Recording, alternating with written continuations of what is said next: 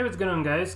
Kings here. In this video we're gonna be applying so-called principal variation search to speed up our search function a little bit, at least to, like, they promise here like 10% or something. Yeah, claim to be 10% faster. So here I have a golden resource within the webarchive.org by Bruce Moreland. So there was a great guy called Bruce Moreland who did provide really lots of useful information regarding chess programming, and among anything else, he did this fantastic article on principal variation search. By the way, I've learned that there are 3 types of nodes within the alphabet search exactly from this particular article, so it's really useful, and I will leave the link to the description in the description below this video to this article.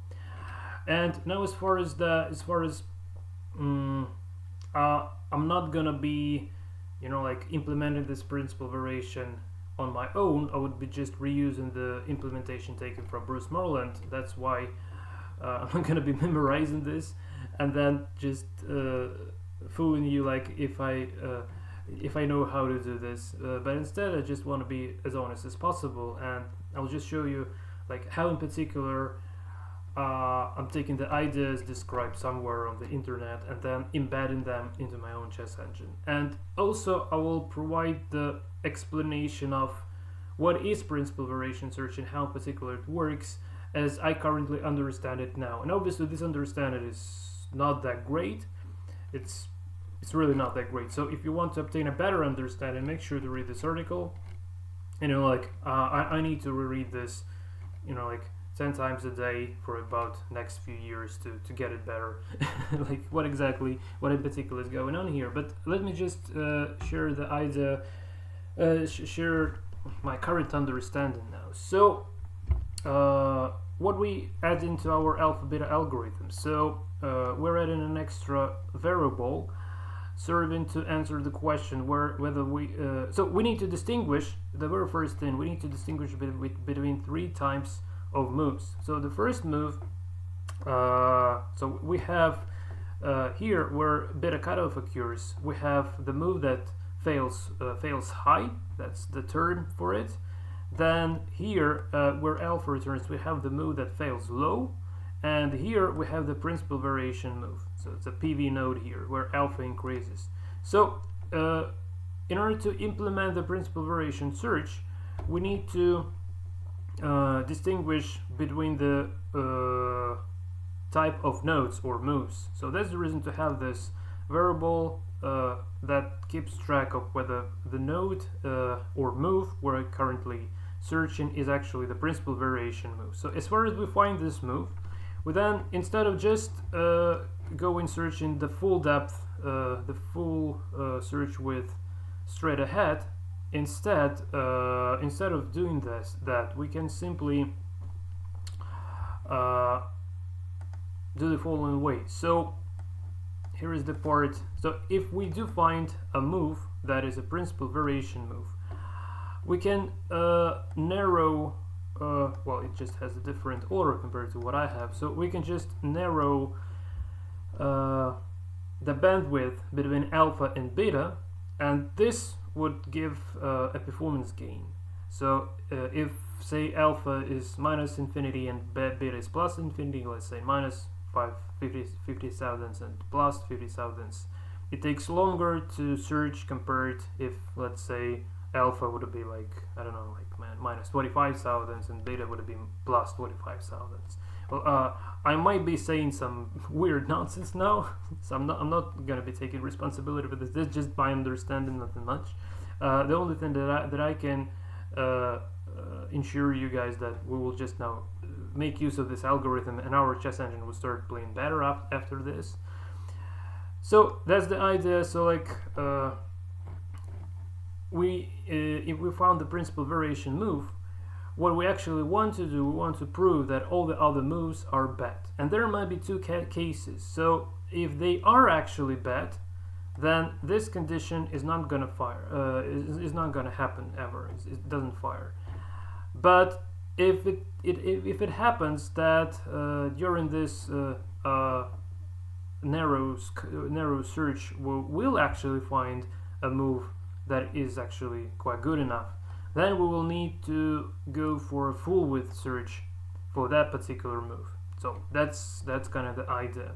And even though we're making some extra job in this case, still in general this algorithm actually saves nodes and respectively the time taken as well. So I believe that now you will realize why I called myself Code Monkey King. So without any hidden stuff, I just I would now like to demonstrate how in particular I'm applying some algorithms that I find on internet and can understand them at some very basic level. Okay, so we need the very first thing. So sorry, this is by the way my my draft here from that I've been using. So here are some nodes that I've been using in order to explain the ideas behind the principal variation search of how I understand them. So I won't be copy pasting the code from here, but instead I would be copy pasting the commentaries because at least to me they are valuable and they do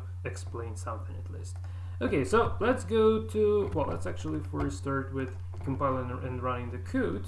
So make debug, and if it makes, I want to run the BBC binary executable. Okay, so first I just want to get rid of this, of printing this extra information within the score move, because we don't really need that. So yeah, let's start with a slight code cleanup first. Score move. Okay, so we don't need this stuff here, and also within the search position. So score is fine. Okay, nodes equal to 0. So resetting our our flags. Okay, clearing the search. Okay. Yeah, I want to get rid of this nodes being counted, being reset. So now it would show more nodes than here, but that's the reason. But the reason behind this, because all of these nodes would get accumulated to this number. So don't get confused. Let me just now run this and show you the difference. But again, just to emphasize it, because if you would be playing around with this on your own, so just to ensure you getting confused by this. So now all the nodes that are getting accumulated, and overall number of nodes we've traversed is this one. But if we just reset nodes, we know that we do have some savings from sorting our principal variation moves. But as far as this has already been proved, I just want to get rid of this duplication here because we don't really need that anymore, and I can simply get rid of this code that does the search straight ahead without iterative deepening. Okay, so yeah, let's run this one more time, and now the number of nodes that we would be reducing, that we would be keep tracking whether it's getting reduced or not, would be this number here. Okay, so now let's go to actually implementing our principal variation search. So let's go to the where the Ningamex algorithm starts, and let's find the proper way to define. Well, I believe that just right after the legal moves, it would be just fine to define that. So let's have a look. Or hold on a sec. No. Hold on. He makes this before evaluation. I'm just wondering, did I do the same in my draft? Yeah, I did. So probably that's very important to do so. So yeah, I'm sorry guys. Nothing from my own, just following the pure implementation. So that's just before we're escaping from our depth. So here, before we escape. So here he returns the evaluate, but we're returning the question search, but it's literally the same place. So let's define the variable. Define find PV node variable, and this, well, we actually don't really have the Boolean type in C programming language. far as I'm aware at least. So I would be using the integer, so int find, how we call this, found PV. So found PV is gonna be equal to 0, I guess, right? Yeah, false. He says false, which means that it would be equal to 0. So either true or false, either 1 or 0. So it equals to false. And now, every time alpha increase occurs here, so just the same place where we're actually writing our principal variation move. So here we know that we hit our principal variation node. So we want to enable found PV flag like this, and I just say follow PV is equal to 1. And now we need to go where the recursive call occurs here and implement this little stuff. So I will first just grab this. So I'm just reproducing the steps I've been doing when I was initially stealing this code like that. Okay, so let's just give it a little bit of space and comment this out, and now let's write something. So let's say if we hit principal variation node, let's say on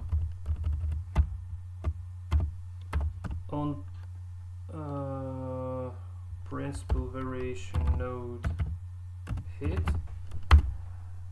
if our found PV variable is equal to true in this case. And now let me just grab the commentaries that I've preserved here,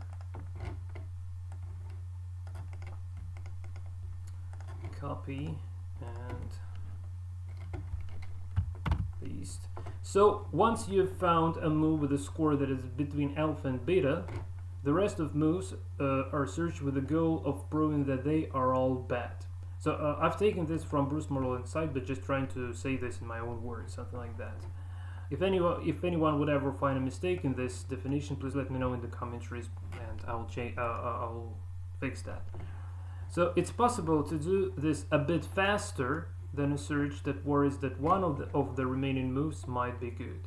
So which is the idea is to narrow the search, and the particular implementation of doing this is actually to change the alpha and beta score bounds to make search a little bit faster. So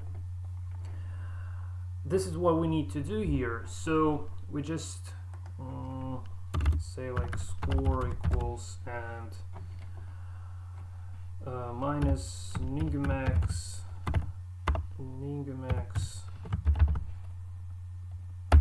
and depth -1. But here,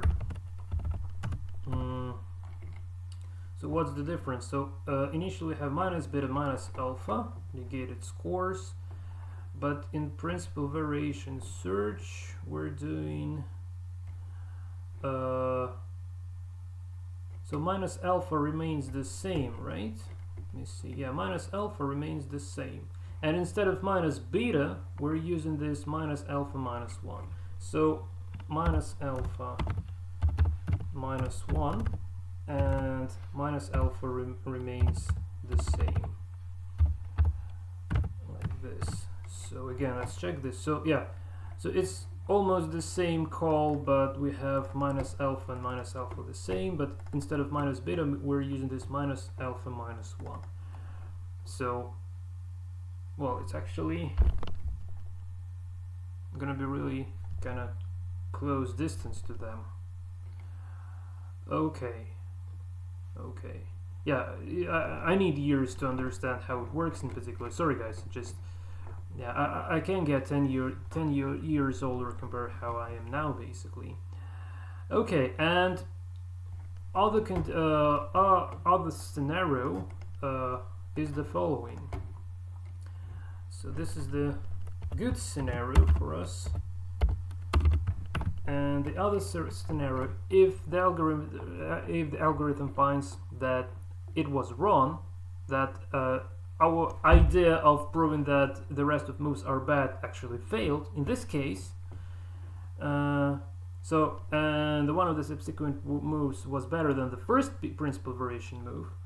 So assuming that we're finding a better move than the principal variation move, but it's not the principal variation move that we've been sorting in the previous part. So this is different things, and that's why we're calling this flag found PV. We're not using our follow PV flag. This is a completely different flag, because because the principal variation, because the PV nodes are updated really lots of times along the search, while the root moves in the principal variation lines are just set, and that's kind of it. So well, okay, just forget that. So let's go on. So in case if we find a better move, so if this idea fails, so we wanted to prove that there are no better moves, but this idea fails. In this case, we need to search this again with a normal in the normal alphabet manner, where we have the full width, the full bandwidth of our alphabet search. So this happens sometimes, and it's a waste of time, but generally not enough to counteract the savings gained from doing the bad move proof search referred to earlier. Okay, or probably even I grabbed this from Bruce Moreland's site. I don't even already remember that, guys. Okay, so yeah, it's written too good, and the English is too good, so probably it's not mine. Okay, so here, this is the condition. Copy, and then we go just for a normal alphabet search. So this is the condition, so not the value, but the score. Score is less than beta. Checking for failure of the idea that there are no better moves. Okay, and here we just want to do a normal alphabet search, just like we regularly do. Copy and paste. Say array search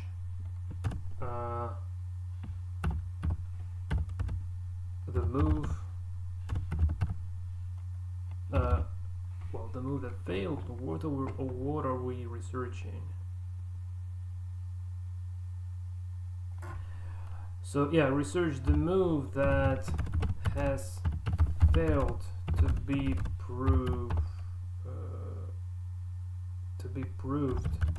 to be bad in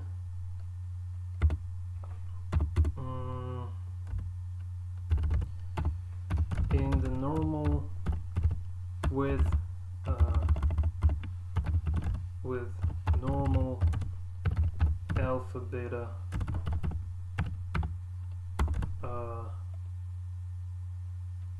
score bounds. Yeah, like this. And let's make this commentary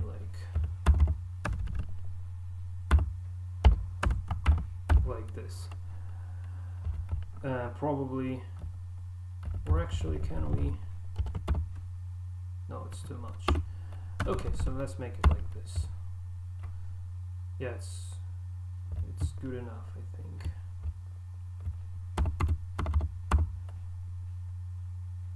Okay. Ribbon. Yeah. So, and probably. Okay. So what Code Makikin is capable of doing is actually take care of code layout. That's it. Nothing much. Okay, and this was the case.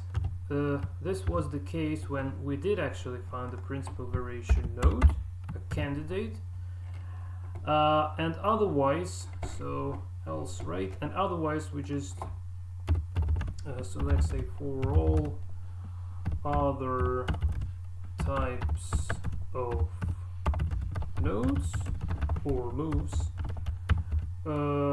we just do a normal alphabet search. And here, so I don't really need this. Hold on a second, just Control X, paste. I'm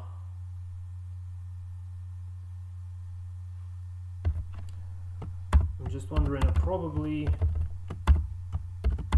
I'm wondering, do I have the score variable being defined somewhere? Probably not, so I should get an error now, just to make sure. Yeah. Oh, okay, so yeah, I just want to get rid of this integer.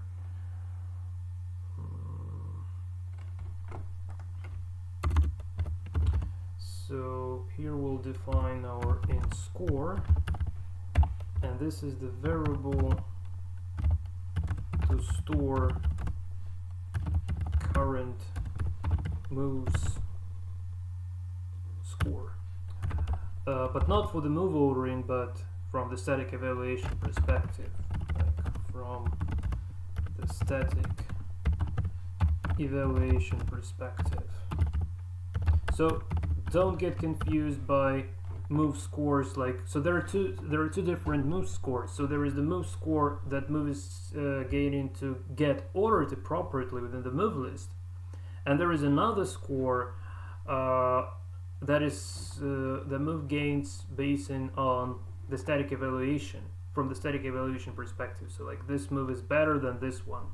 So that's the matter of game of chess already, not the matter of move ordering. So these scores are kind of two different scores.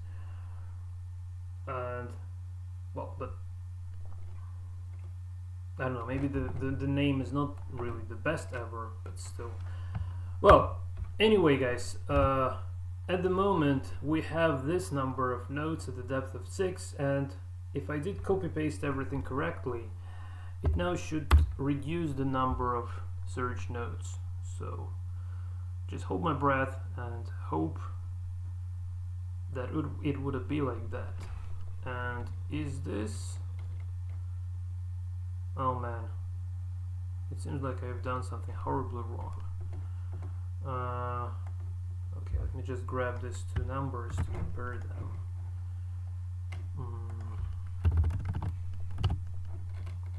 Yeah, something, I have a bad feeling that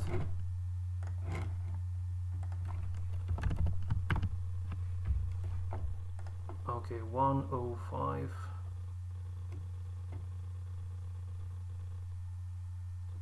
Okay, this is so weird. So this is 1 million, right? Yeah.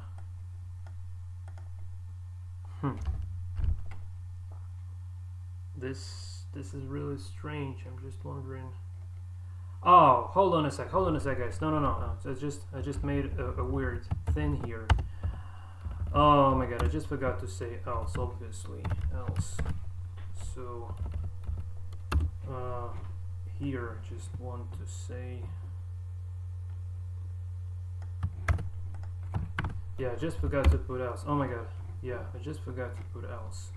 Because I was just searching the normal, I was just searching like it normally, regardless of this. Just made some extra jobs. So this is conditional, obviously.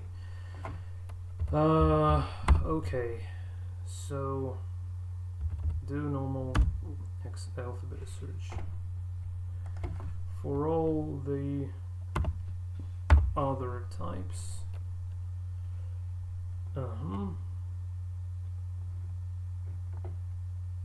Okay, so save. Okay, hold my breath again, and so the initial number was this, so I really hope to get a number that is less than that number of nodes. Okay. Oh my god, you're kidding me, man.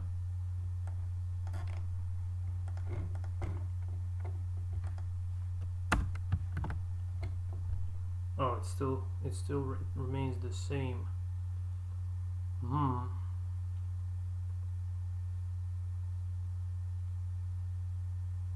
Yeah, no, this is really getting weird, to be honest, because Okay, let's go and check everything. So a found principal variation move, Nigamax minus alpha minus 1. Okay, and instead of beta I'm using this minus alpha, and depth minus 1. Okay, so we score greater than alpha and less than beta. Okay, in this case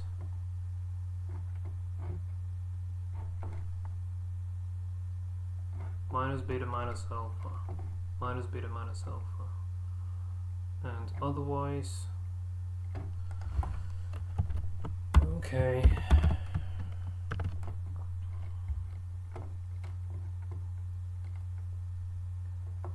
And otherwise just go for a normal search. Okay. Okay guys, just hold on a sec. I need to check this precisely to make sure that I didn't miss something, and then I'll get back to you just right in the moment. Oh my god guys, I'm so sorry that I have actually did this weird thing. Why the hell did I turn on the follow PV?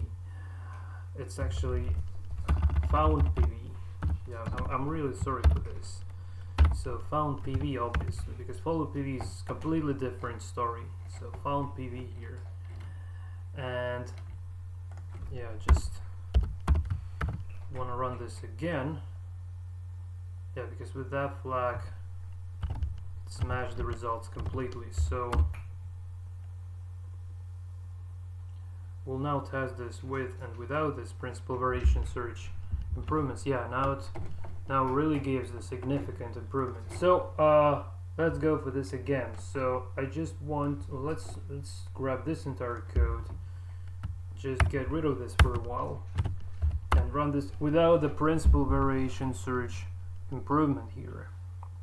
So originally it goes for this 1 million nodes and this number. Okay, and now when we just bring this logic to follow the principal variation, and also I will add this curly braces because here we would be adding the implementation of so-called late move reduction that would improve our search even more. So here now it goes from 1 million to 80,000, I guess. Yeah, it goes to 80,000. So now these two numbers are clearly showing that we actually do have, so let's consider a significant, well, maybe not really that significant, but at least you can feel this difference. Copy and paste here. So the number of nodes has been saved, really lots of nodes, and yeah, I'm not good in math. Well, I could have used my calculator, but believe no reason for that. Okay guys, so I guess this is it basically from my side. So yeah, you need to be really precise when doing something, and it's pity that I did have a mistake, not where I copy pasted something like here, but instead where I did write this by hand, but not the follow PV, but found PV. Again, let's clarify the difference. So the found PV is the local variable that we're referencing here within the Nigamax search. So this is a locally created variable. It gets created only once when this Nigamax search is called, and it's needed in order to distinguish between the principal variation nodes and nodes that fails high and fails low. So again, like nodes that fails high, those producing the beta cutoffs. So oh my god, where are they? Here. So here we have nodes that fail high. Here we have the nodes that fail low, and here where the alpha increases we have the nodes that are actually PV nodes, or I would call them principal variation nodes candidates, because they they might be different in the because in the next in the deeper depth of the within the iterative deepening, they might be changing. So I just want to say that, well, here we have like no matter how deeper we go, we always have this e to a6 move. But if we change the position, this best move might change. But here it's the forcing position, and recapturing the bishop is obvious. But I'll now demonstrate how this would be changing. Well, hopefully it would be changing in a little bit different position, which is a quite pretty composition. Okay, so, and here we enable this found PV flag to show that this is the principal variation move, and then all the logic behind this principal variation search starts actually working. So again, and the follow PV variable is the at the entire program scope global variable, and we use that to order principal variation moves. So that's the completely different story, and we're doing this. We're not dealing with this follow PV with an Nigimax search. We're doing this only here in search position. So every time we go in within our iterative deepening, sorry guys, I just need to release my cat. Hold on a sec. So yeah, it's gonna get enabled here within current depth, and then we do something with this variable with along. I forgot the name of the function. Well, let's go to score move, and we find it there within enable PV scoring. So here we're dealing with this principal variation move variable, disabling and re-enabling it back if needed. So these are the different variables, completely different. They're serving completely different goals.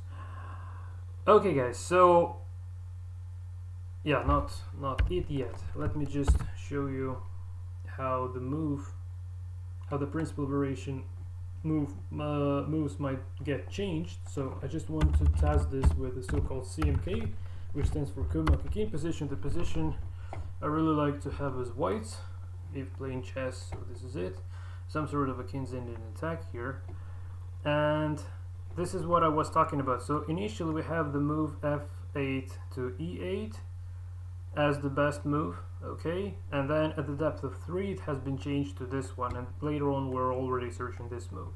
So that's what I was talking about when said like there might be a difference when so the principal variation node might get changed. So it might happen that in the deep when you hit in the depth, the greater depth, they can change, and you see like the entire principal variation is actually changing here. So like here we have this like variation, so f3 g5, f8 e8, and here we already have another principal variation. So they are it's normal when the principal variation is changing when we're searching deeper. That's kind of neat. Okay, guys, so this is it from my side. And again, like, sorry for I don't know how to sorry for I don't have that great understanding of principal variation search myself, and I really encourage you to read this article by Bruce Moreland to get your own better understanding. But you know, like, my problem is that it's incredibly hard to me to understand when I'm reading. It's way better for me to understand when I'm watching the video. I don't know why this is happening, but again, like, for those of you guys who is good in understanding from reading, I just highly encourage you to read this article explaining what we've just done within this video. And thanks to Bruce Moreland for giving this implementation that saved really lots of notes in our Bitboard chess engine in C. Okay, guys, so this is it from my side. I hope to see you in the next series, in the next videos along this series. Until that time, and take care.